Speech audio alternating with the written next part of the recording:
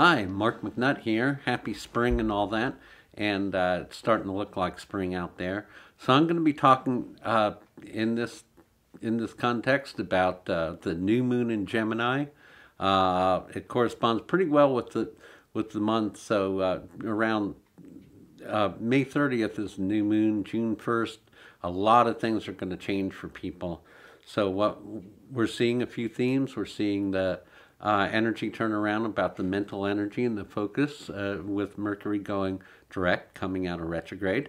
We're seeing the new moon energy and a real build-up to the middle of the month with Venus and Uranus coming together and conjuncting right at that full moon. And also Mars conjunct Jupiter. Got to talk about that one right now. So let's go. Let's talk about the new moon first. New moon is always a new beginning time. It's kind of a clearing of the slate. We just came out of an eclipse month. So it's not just an eclipse happens and that's a moment. It's a portent for the time to come. So we had the solar eclipse at the beginning of the month, of course, a special new moon. Then we had the full moon lunar eclipse, which would bring up a lot of the shadow energy. And that lunar time had a theme of South Node in Scorpio, full moon in Scorpio. So it's been playing with what's under the surface, and what's under the surface has been rising with us. And under this time also, many of us have been challenged by Mercury retrograde. And the Mercury is the ruling planet of Gemini. So when we look at Gemini's sun and moon, which peaks out on the new moon on the morning of May 30th, when we look at that, it's like, okay, well, what's the energy of Mercury doing? Mercury is the winged messenger, the energy of being in the moment with the mind and communication. And 20% of us are born under Mercury retrograde, which means that we can just sail through this time of Mercury being retrograde. But the other 80% of us have a hard time focusing under this kind of energy, certainly mentally. And you couple the Mercury being retrograde until June 2nd, and you combine that with right now, as we're recording this, it's a dark moon, and the new moon comes in on May 30th, and the energy changes over the next few days from the sort of misdirected, or not misdirected, but being pulled in a lot of directions in terms of our minds, in terms of what we care about, in terms of where our focus is. The word focus is sort of almost a joke right now because there's a lot of residual energies pulling on us. And that should shift in the coming week. As we go into June, we should expect more mental focus and more of an ability to get going with various projects. But there's a catch to that as well, because right now, end of the month and beginning of the month of June, end of the month of May, Mars and Jupiter have moved into a conjunction. They're both moved into Aries. Jupiter in Aries can be a very inspiring time, because Jupiter is how we expand and grow and broaden our horizons. And it's all about opportunity. When we talk about Jupiter, when we talk about the greater benefic, they call it, or lucky planets, we're talking about Jupiter, sometimes Venus. Jupiter has everything to do with opportunities and with expansion. And so Jupiter's just started the whole zodiacal cycle again, and that's really exciting. Meanwhile, Mars, tail end of Pisces, and then has just also moved into Aries. Mars conjunct Jupiter in the beginning of Aries. Mars is also the leader of taking action, of being inspired to do things. But there's a catch to that Mars conjunct Jupiter, which is it can be kind of, I want to say cocky is the first word that comes up, and also the impulsiveness can really get you. So you might have these, have significant planets in the beginning of fire signs, at which point Mars conjunct Jupiter, and particularly in Aries, is going to be really like give you a lot of get up and go and a lot of inspiration. But also for many of us, Mars conjunct Jupiter is not so much striking while the iron's hot, but kind of like testing the iron on your fingers to see if it's hot, and it's more of a Mars conjunct Jupiter can be very, the impulsiveness can be a little premature. So watch out for half-baked ideas and taking action before you're centered, with your being. My advice is to somehow find your earthing energy, which includes, Venus in Taurus, Uranus in Taurus, and Pluto in Capricorn. There's the ability to earth and the ability to ground, and we can always find that because the energy right now on the surface could lead us in lots of different directions that may not be the wisest plan over time.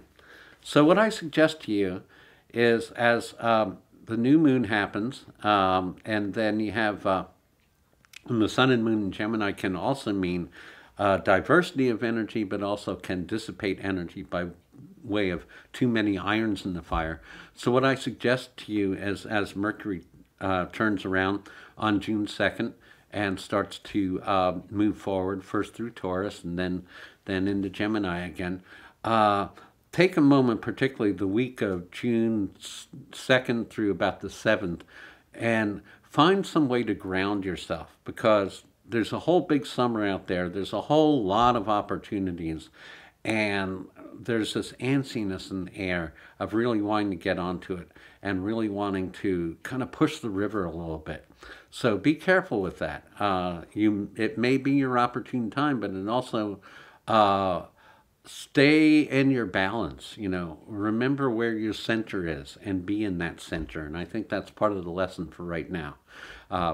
Ceres, the asteroid Ceres, the largest of the asteroids, has just also moved into Cancer, which is a square with Mars and Jupiter, and that Cancerian energy is all about finding yourself in the center of your egg. So then what happens is the energy is building as the month goes on, and in the middle of the month, from about June 10th through the 17th, corresponding with the full moon and all that, Venus is going to conjunct Uranus. Now, Uranus loves to rebel, rolls on its side, spins backward in space. The only other planet that spins counterclockwise is Venus, and so Uranus is all about the rebellion, the revolution, the unexpected, the suddenly and out of the blue. So Venus, the planet of personal relationships and how we relate to each other, Venus conjuncting Uranus is going to be a powerful movement that could be full of surprises for you. And as far as like naming what those surprises are, that's contrary to the nature of Uranus, because if you make a list of what could be possible under Uranian aspects of any sort, what will happen is it will be something affiliated with the list but off the list. So it's not something it's not a predictable magic, but it is magic all the same. So Uranus and Venus in conjunction can be unified towards a direction of making extreme change and really flipping the program a whole bunch. But it also can be, there's an awareness of watch out for your own stuck places in there, and also go for the solid picture. And that being said, I'm telling you to do this at a point when I fully expect an earthquake and it could be a physical earthquake, but more like a demonstrative earthquake in society and in our human relations on like how things are coming down. So don't try to control everything, but there's control is like when you put a big bubble around things, But what you need to do is bring yourself into the middle of a bubble and project out from there. And if you do that, you're going to do pretty well with these aspects. But this is a month of great change. It's a different formula for each person. If you're Gemini, you're Taurus, you're influenced by, these fire signs or whatever, your picture is going to be really different, which is why you always want to get that reading, even to check in, even a brief one, because your individual map is going to tell you a lot about how to explore this time. It's a very focal time for pointing your arrows in a certain place and projecting them. But what is that place? That's different for each person. So I'm available for readings, and this is not funded by Patreon. Basically the way you thank me is that you get a reading. Also, special announcement, I'm having an astrological play day on June 11th here. So if you're interested in this, please contact me, and we'll set you up, because we're going to do the deep and fun exploration in these Gemini times as we do every year.